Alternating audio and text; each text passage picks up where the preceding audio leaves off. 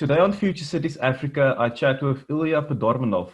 He's business manager for Africa at JSC Rosinfocominvest in Moscow, Russia. He's responsible for Russia-Africa cooperation for national digital programs. Ilya, welcome. What do you do at JSC Rosinfocominvest? Morning. I represent state-owned company Rosinfocominvest, and our main goal is to provide Russian-developed technologies to the global market. What projects are you involved in Africa with regards to digital programs? I know you're involved in e-government, educational programs, business-to-government funding, government-to-government funding. Can you highlight some projects that you're currently involved with in Africa? Hot topics, key points. It's e-government projects, it's smart city technologies, digital education, digital healthcare, IoT solutions, and so on. But I think the main technologies is rather close to e-government and smart city, because Russia is developed these technologies on advanced level. What countries in Africa are you currently involved in with your projects?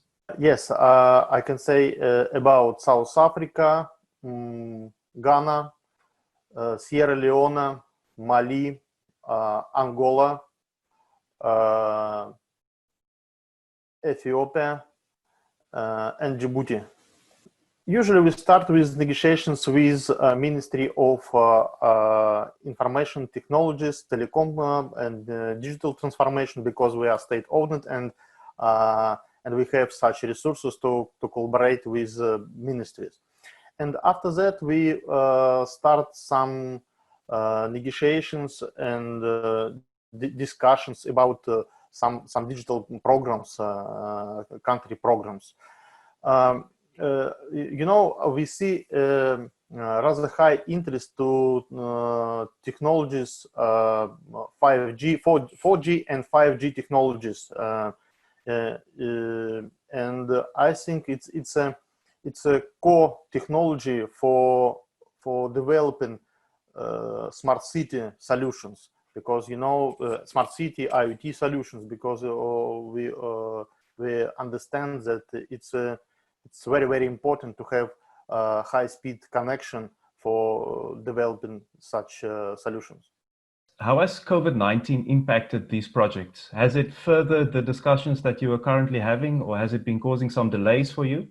It's a very interesting question, because on one hand we see that a lot of innovation projects stopped, especially in such industries like electricity, nuclear, oil and gas industries. But on the other hand, we see that in different industries like telecommunications, digital education, of course, digital healthcare industry, we see big interest and very strong interest to such technologies which could improve their business processes. And we see that a lot of top managers are really interested in such projects, because they understood that after COVID crisis, they have to start some new processes. They have to start some new projects which could improve their results. What lessons can African cities learn from Moscow in terms of the kind of digital programs that you have there that improve city services, city service delivery, and also the quality of life of your citizens in Moscow? I cannot say that it's a lesson, but I think it's our experience, and we are going to share this experience, especially in e-government and digital citizen technologies. You know, 10 years ago in Moscow, in Russia, we have the same problems that different citizens now see in their countries, like corruption, like red tapes and bureaucracy problems and so on. the main result which we see as a citizens, that it's a real transparency, because we use our app, our platform, digital e-government platform, for all needs. For example, I can ask for some documents according to my assets. I can pay any taxes using one app. I can make and ask for visiting specialist, doctor specialist in hospital using one app. So it means that it's a real transparency of communications between our needs as a citizens and our government. So right now, all queues have been eliminated. Really, it's true. So and I think it's a thing which could improve the level of life. In Africa, we do have very unique challenges, and I know that a lot of people that I'm speaking to are saying, we can listen to what other countries are doing, but in Africa, it's very unique. What challenges do you think must African cities overcome to move into the future? It's a very, very interesting topic.